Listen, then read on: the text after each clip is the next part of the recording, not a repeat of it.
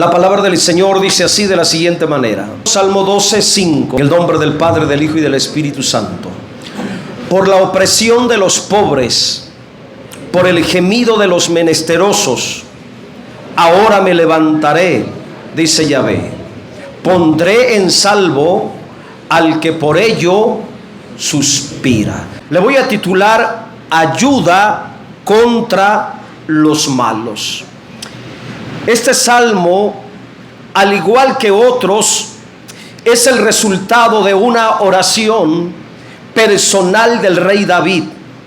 Él estaba rodeado de muchas situaciones complicadas contra su persona: mentiras, calumnias, traiciones, injurias.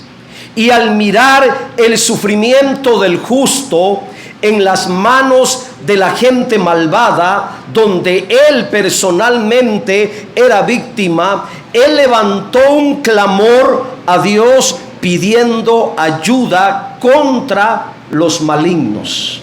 La oración, hermanos, de David está revelada en este salmo. Este salmo es fruto de una oración personal de él, en medio de una situación donde estaba siendo calumniado, criticado, señalado, hermanos, injuriado. Y en esa situación tan complicada, él presenta su oración a Dios en forma de clamor. Y en este salmo, hermanos, que fue una oración, encontramos algunas divisiones muy importantes que yo quiero señalar ya para entrar en la exposición del salmo. Vamos a entrar en la primera división. Y este salmo, hermanos, empieza con un clamor de salvación. Así que como primer aspecto, lo que encontramos en este salmo es un clamor de salvación. Vamos al versículo 1 para comenzar a mirar los detalles. El versículo 1 dice: salva. Mire cómo comienza el salmo. ¿Cuál es la palabra inicial de este salmo? Salva. Y esa palabra salva revela que es un clamor de salvación. La palabra salva es el comienzo de este salmo.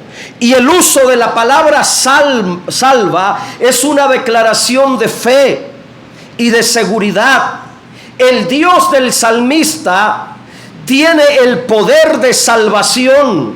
Aunque la gente piadosa y fiel esté pasando por una necesidad, por alguna crisis o peligro de muerte, Él tiene el poder para salvar cuando los justos, cuando los piadosos, cuando los fieles claman a Él en medio del dolor.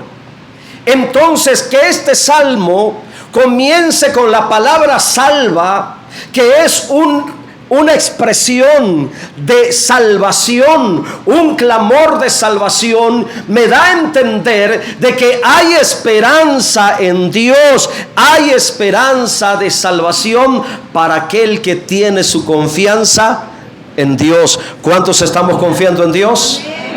Hay esperanza de salvación para usted, hay esperanza de salvación para nosotros si estamos pasando por momentos difíciles.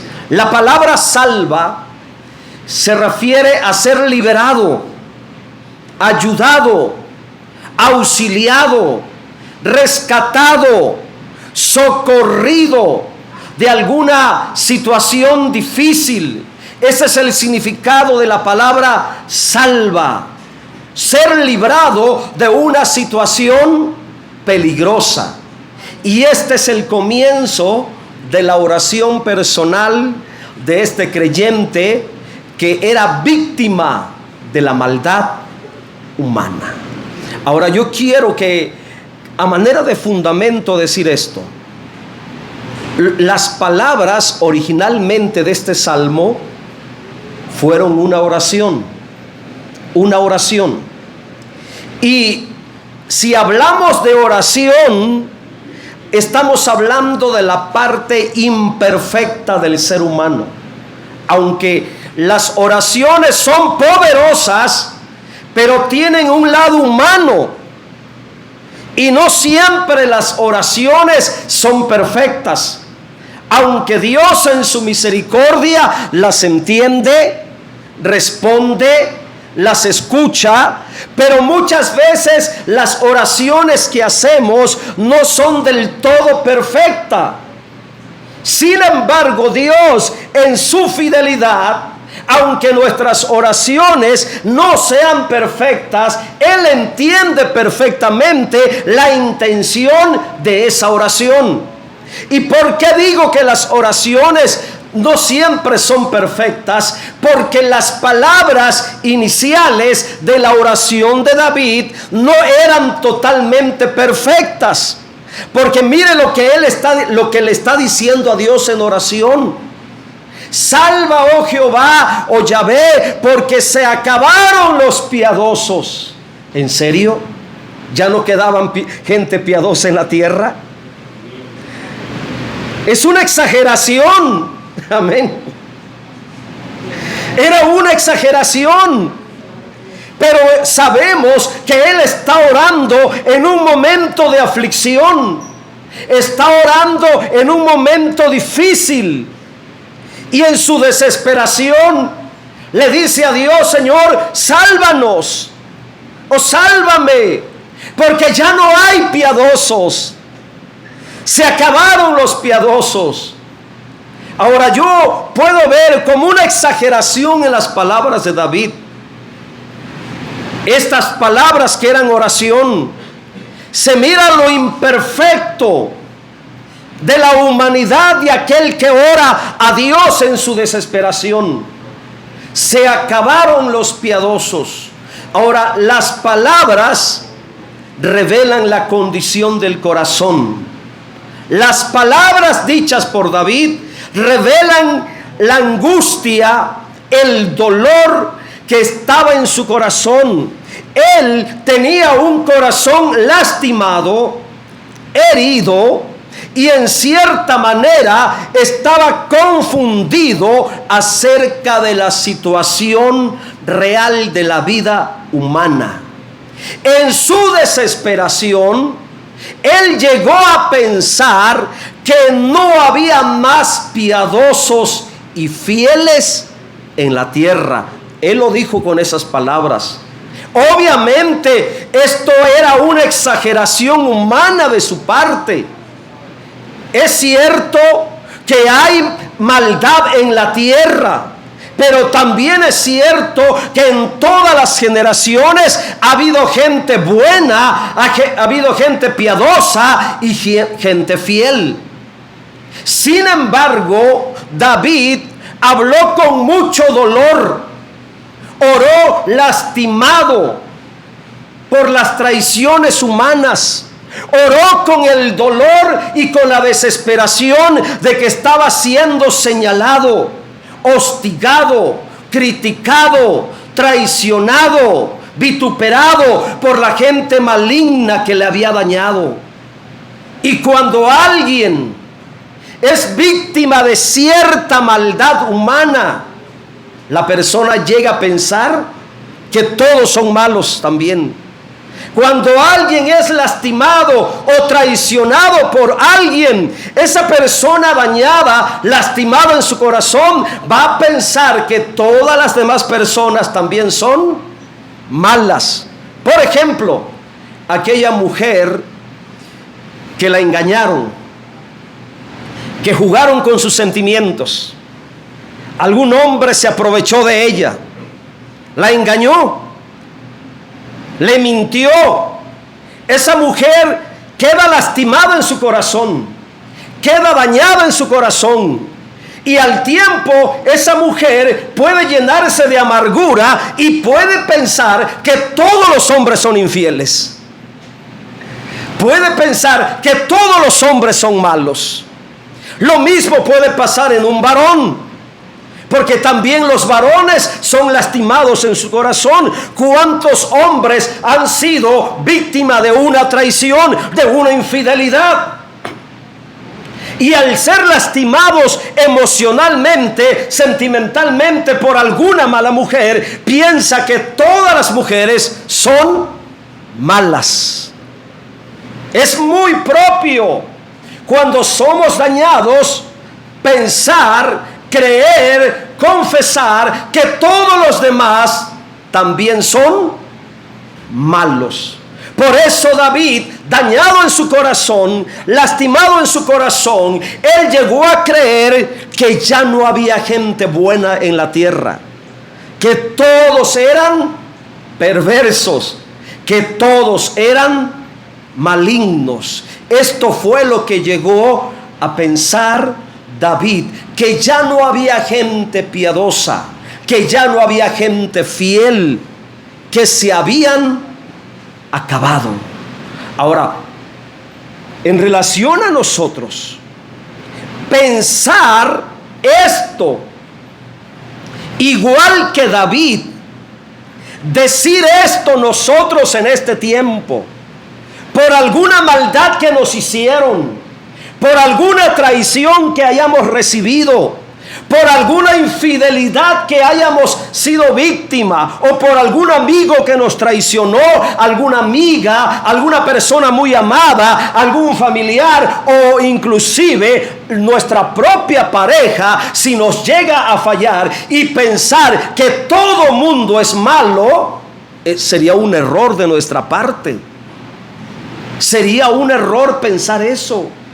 Porque aunque es cierto, abunda la maldad de la tierra en todas las generaciones, en todo el tiempo de la vida humana ha habido maldad en la tierra, pero también por otro lado, también hay personas piadosas y fieles de corazón.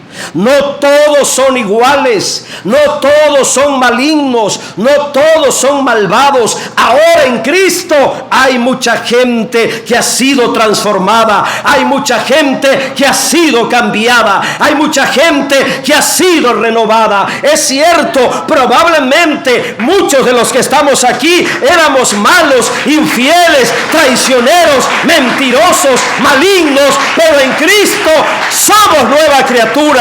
En Cristo somos diferentes. Pudiera ser que todavía exista alguien hipócrita aquí, pero también hay gente fiel, hay gente honrada, hay gente que ama a Dios. No todos son traicioneros, no todos son ingratos. En Cristo sigue habiendo gente piadosa. En Cristo todavía hay gente fiel. Bendito sea Dios, hermanos, que todavía hay gente que ama a Dios. Ahora, ¿cuál es la enseñanza espiritual para nosotros de este versículo? Mire qué profunda es la palabra de Dios. En un solo versículo hasta donde me fui. La enseñanza espiritual para nosotros, para usted y para mí, es que tenemos que cuidar nuestras emociones. Si alguien te dañó, si alguien te ofendió, cuida tus emociones, cuida tu corazón. No permitas que tu corazón se dañe, no permitas que tu corazón se contamine, no permitas que la maldad domine en tus sentimientos, en tus emociones, porque si permites que lo malo te dañe, te convertirás en una persona negativa y desconfiada de todo mundo. Ese era el problema que tenía David. Por haber sido traicionado, él llegó a creer que todo mundo era malo y que todos estaban en contra de él. Entonces la enseñanza para nosotros es que cuidemos nuestras emociones, cuidemos nuestras palabras y no permitir ser dominados, cegados, extraviados de la realidad de las cosas. Porque las emociones lastimadas en una persona siempre van a cambiar la percepción de la realidad de la vida humana, haciéndonos creer que todo está perdido y que ya no hay esperanza en las personas. Pensar así como David es trágico, hermano. Qué trágico es para aquella persona que dice: no, todos son malos. Qué trágico para aquella mujer que fue víctima de un engaño y se le mete ese pensamiento diabólico, maligno, el espíritu de Paquita la del barrio, Señor la reprenda, y llega a pensar de que todos los hombres son malos.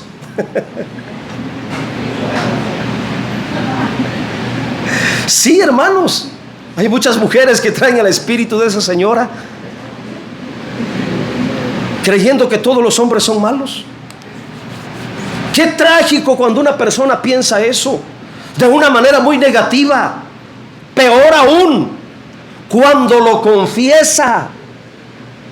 Si pensar es trágico, peor aún confesarlo.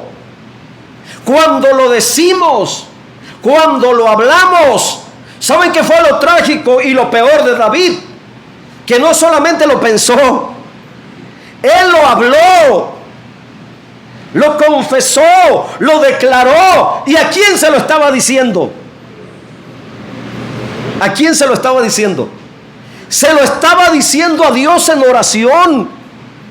Por eso le dije al principio que no todas las oraciones son perfectas. Imagínese cómo decirle al Creador: tu creación es mala.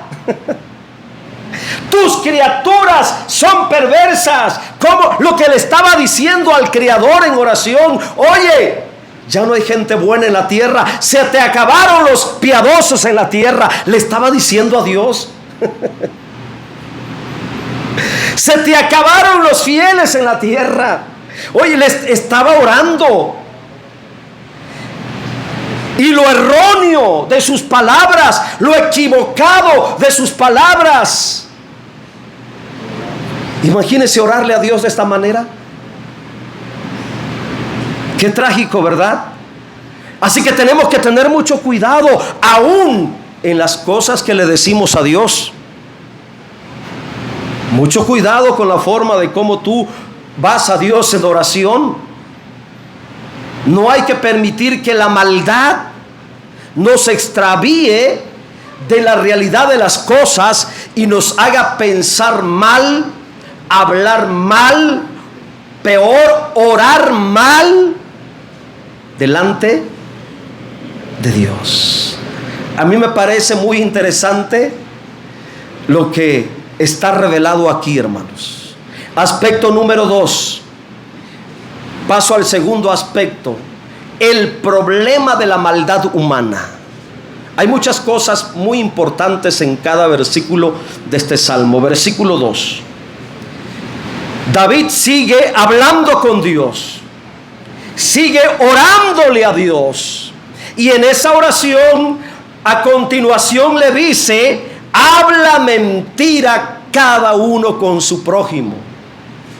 Hablan con labios lisonjeros y con doblez de corazón. David en su oración, no tan perfecta, señala el origen de su dolor. ¿Cuál era el origen del dolor? La confusión en el corazón y en la oración de David. Ahí está revelado: la maldad humana. La maldad humana. Y entre tantas cosas malignas que hace el ser humano contra su prójimo, el salmista señala 3. Y estas 3 son la raíz de muchas maldades que comete el ser humano contra su prójimo. 3 acciones malignas. Primero, la mentira. La mentira. Él había sido víctima de la mentira. Muchas cosas habían inventado contra su persona. Al igual que David, que fue víctima de la mentira, ¿cuántas mentiras no han levantado contra nosotros, contra usted? Y la mentira es la acción de falsear a la verdad. La mentira es tergiversar la verdad, corromper la verdad, destruir la integridad o el testimonio de alguien, la reputación de alguien a través de algo que no es cierto. Esa es la mentira. La otra acción que señala David es la lisonja. ¿Y qué es la lisonja? Él habló labios lisonjeros. ¿Y qué es la lisonja? Y yo buscaba en el diccionario que la lisonja es la adulación, la acción maligna de hablar bien de alguien para ganarse su voluntad. El ser salamero, barbero, para ganarse el favor de alguien, halagar interesadamente a alguien para tener un beneficio personal. Esos son labios lisonjeros. ¿Y cómo hace daño eso también? La tercera acción que menciona David, que es raíz de muchas maldades en el ser humano, es la doblez de corazón. ¿Y qué significa doblez de corazón? Lo voy a resumir en una sola palabra: hipocresía. Hipocresía. ¿Y cómo lastima la hipocresía? ¿Cómo hace daño la hipocresía? David miraba todo esto que menciona aquí en el versículo 2, mentira, lisonja, doblez de corazón. Él estaba mirando todo eso en su alrededor y fue víctima de estas acciones en su propia persona. En esto que él señala, fue lastimado, agredido y sufrió mucho daño de la mentira, de la lisonja y de la hipocresía en el corazón. En lo personal, creo que estas acciones malignas señaladas por David aquí en este salmo son la raíz principal de muchas maldades que el ser humano practica contra su prójimo. A través de estas tres acciones se le puede dañar mucho el corazón a otra persona. La mentira daña el corazón de las personas. ¿Por qué? Porque donde hay mentira se destruye las relaciones personales. Donde hay mentira se mata la confianza. Por ello, mi hermano, en nosotros no puede haber mentira. No le des lugar a la mentira en tu casa. No le des lugar a la mentira en tu hogar. No le des lugar a la mentira en tu matrimonio, porque la mentira matará la confianza. La mentira destruye la confianza, hermanos. ¿Cómo se le va a confiar a una persona que te ha mentido tantas veces? ¿Cómo se le puede confiar? Donde hay mentira, la confianza se muere, hermanos. Y qué trágico cuando en un hogar la confianza se pierde. Qué trágico cuando en un matrimonio la confianza se pierde. Qué trágico cuando en un hogar se acaba la confianza por haber tantas mentiras. ¿Te das cuenta lo dañino de la mentira? La lisonja hace que la persona actúe egoístamente, egocéntricamente. Y la doblez del corazón pervierte y corrompe el testimonio de las personas. Mucho cuidado con todo esto. En el siguiente versículo, David confiesa, acuérdese que está orando, y en su oración, las palabras del versículo 3, confiesa proféticamente el destino de la gente maligna de boca y de corazón. Lea conmigo versículo 3.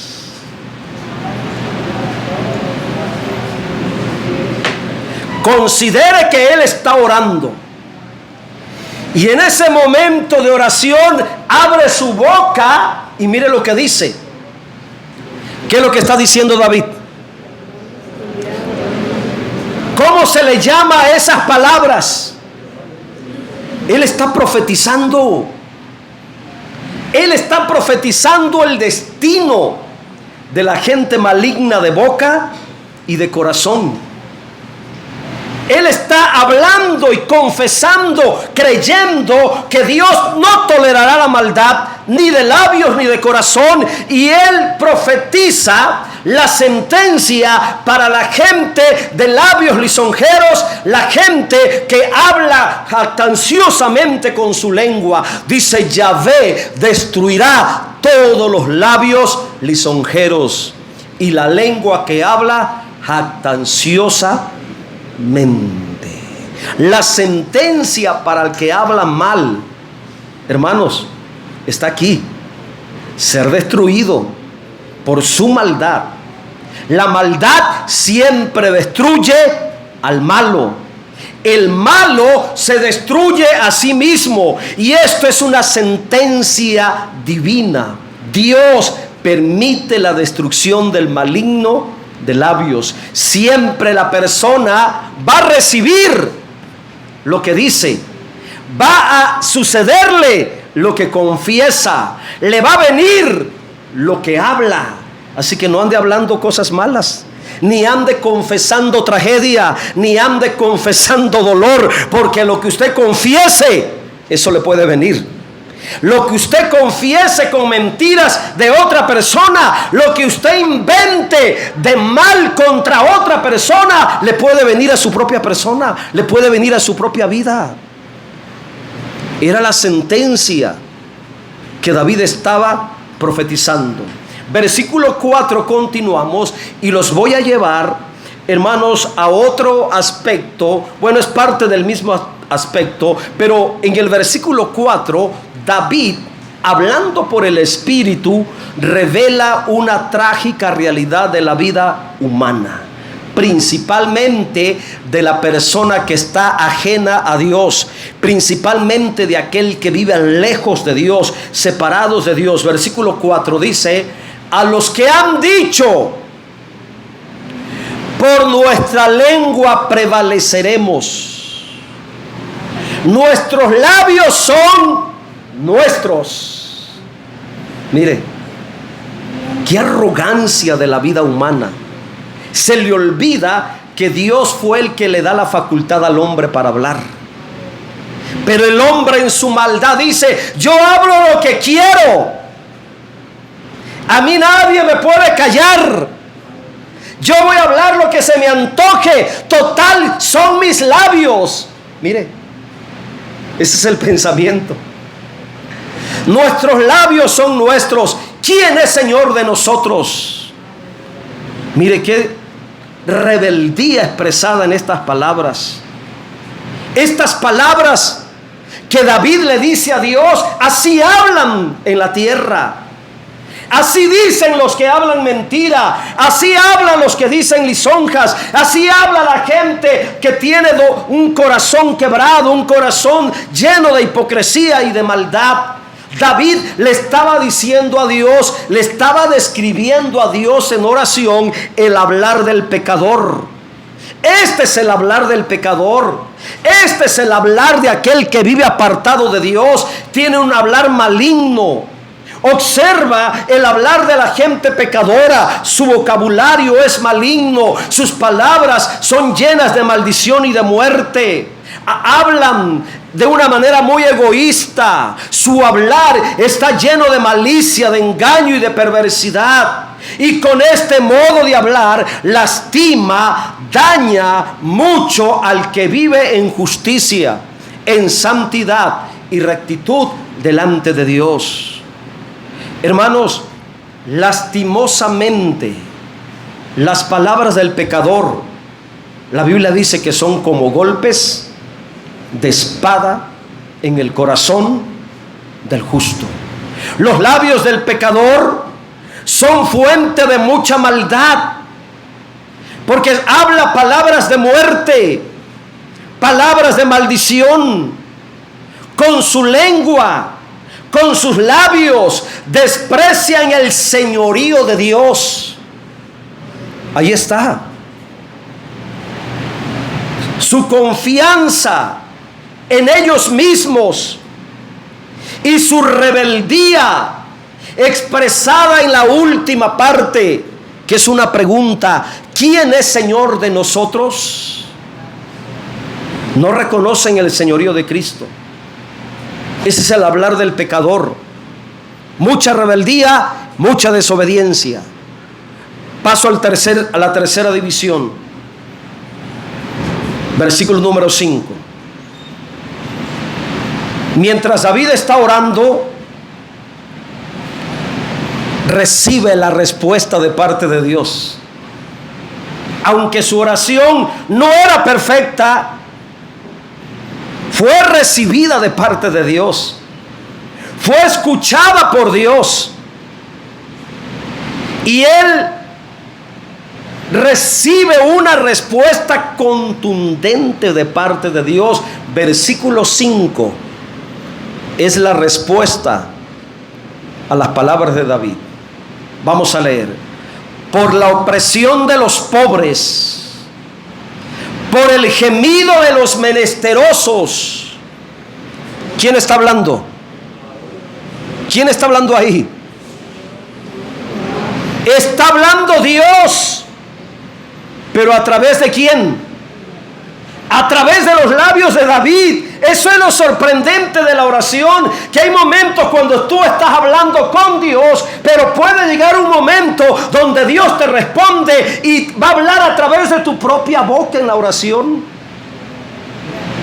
Por un lado miramos a David hablando humanamente, pero llega un momento cuando viene la respuesta y Dios habla a través de la boca de David. Habla a través de los labios de su siervo. Habla a través de los labios del salmista. Por la opresión de los pobres, por el gemido de los menesterosos. Ahora me levantaré, dice Yahvé, pondré en salvo al que por ello suspira.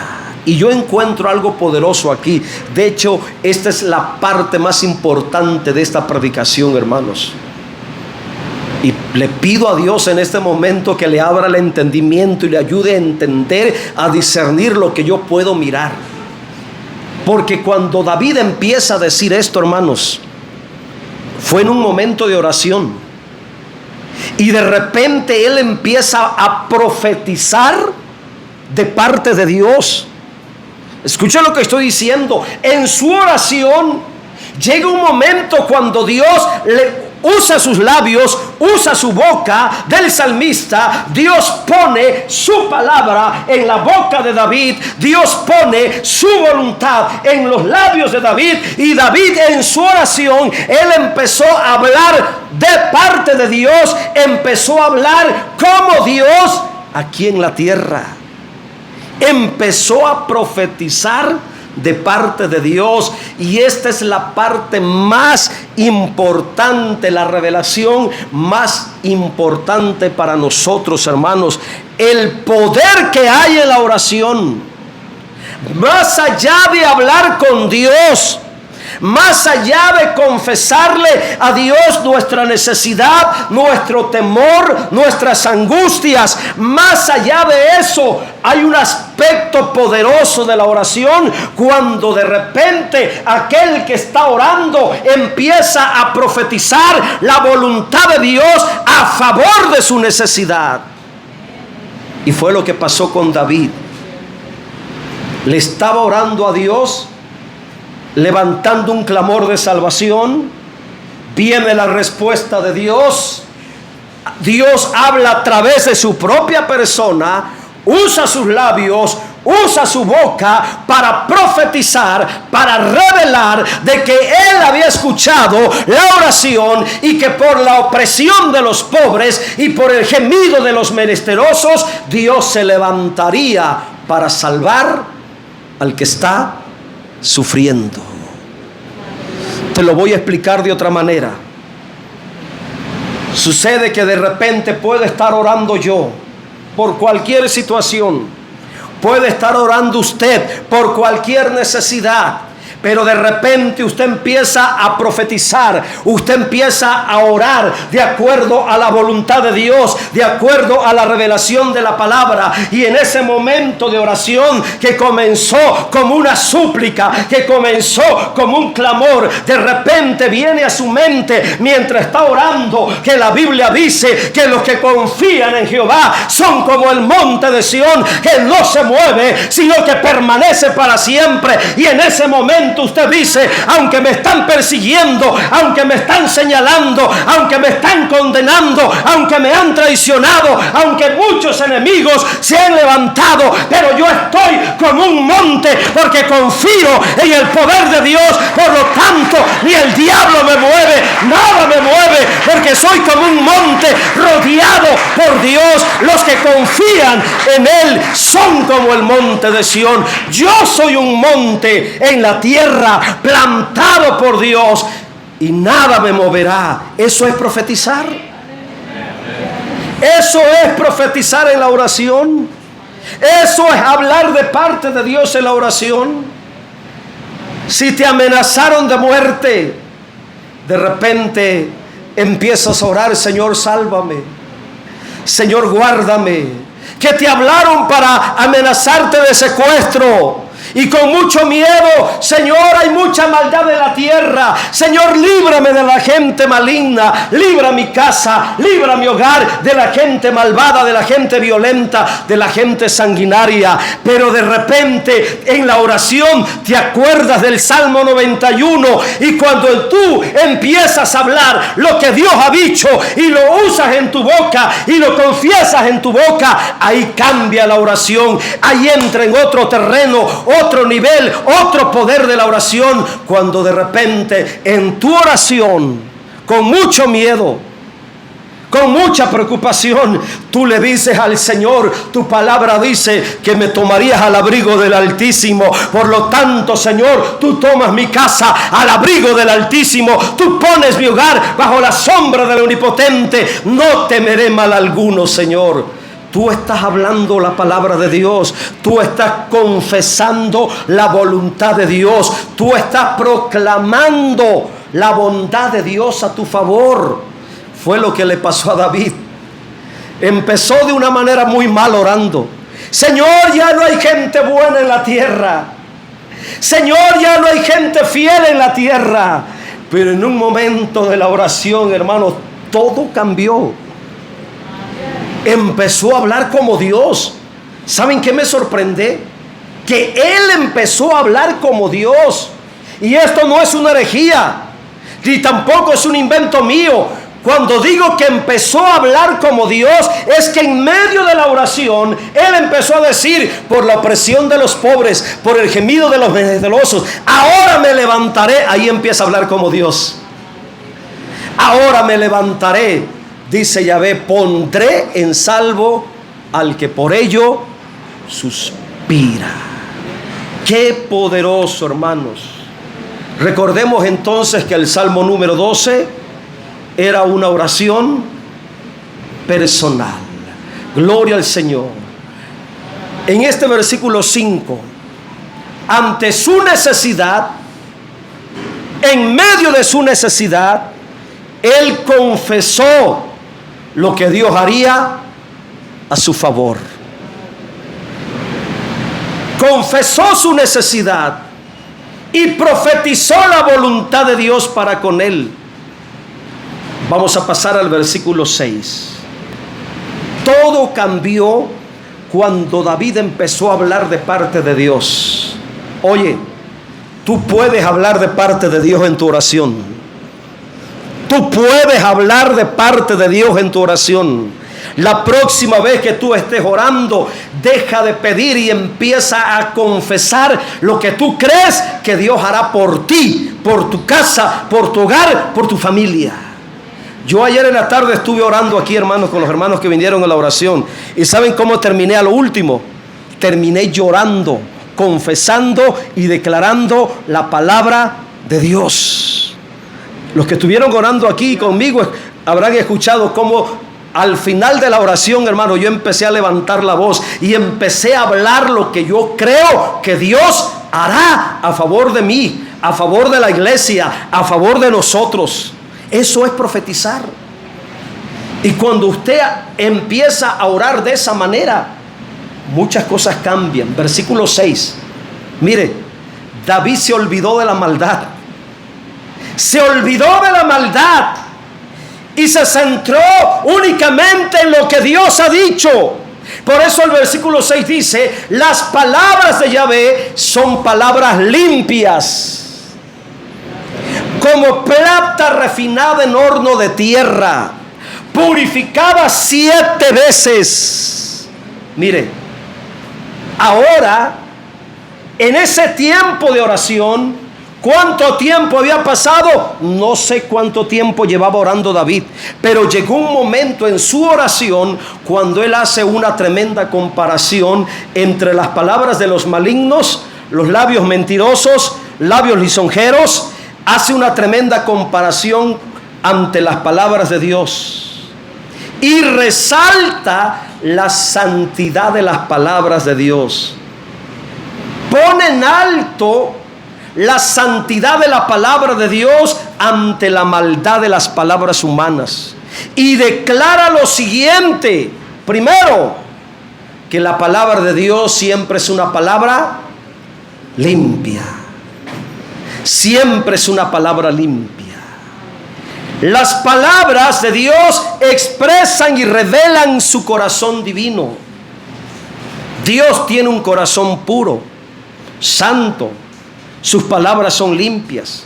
Hermanos, siempre la boca revela la naturaleza del corazón, tanto en Dios como en el ser humano. ¿Quieres conocer el corazón de Dios? Mira la pureza de sus palabras. Y hay 3 cosas que se mencionan aquí. Rápidamente les quiero compartir. Primero, versículo 6 dice que la palabra de Dios es como plata. Las palabras limpias como plata. ¿Y qué tiene que ver la plata con la palabra de Dios? ¿Qué significa la plata en relación a las palabras de Dios? ¿Cómo podemos entender la plata en relación a la palabra, aplicándola a la palabra? La plata es un metal valioso, pero la plata bíblicamente, hermanos, significa redención. El significado de la plata es redención.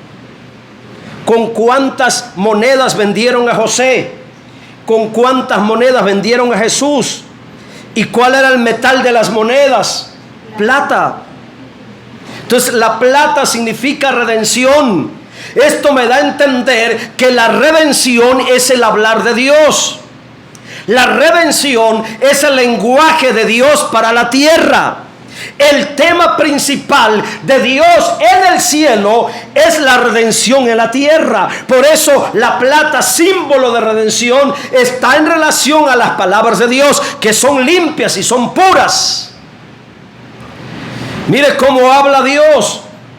¿Cómo habla Dios? El lenguaje de Dios es diferente al lenguaje corrupto de la tierra. En la tierra, la mayoría de los hombres y las mujeres hablan pura maldad, pero Dios, cuando habla para la tierra, se refiere a la tierra, tiene un lenguaje de redención. Habla redención, confiesa redención. Aunque el hombre sea malo, Dios sigue hablando redención para él, porque Dios quiere redimirlo a través de la muerte de Cristo. El lenguaje del cielo es la redención. El tema de la tierra en los cielos es la redención. Por eso las palabras de Dios son como plata. Pero también dice refinado en horno de tierra. ¿Y cómo entendemos eso? Refinado en horno de tierra. Antiguamente a la plata se le limpiaba, se le purificaba en fuego y la enterraban dentro de los hornos. Ese era el proceso para purificar la plata. Ahora, esto en relación a la palabra de Dios, ¿qué significa? Que sea refinada en horno de tierra significa que tiene pureza y que tiene calidad. Horno de fuego revela el proceso de santificación. Pero ¿cómo? ¿A poco la palabra de Dios tiene que ser santificada?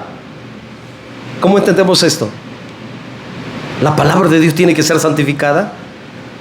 No, en la boca de Dios no. En la boca de Dios no. Pero en la boca tuya y en la boca mía sí tiene que ser santificada. Y ahí es donde entra el horno de tierra.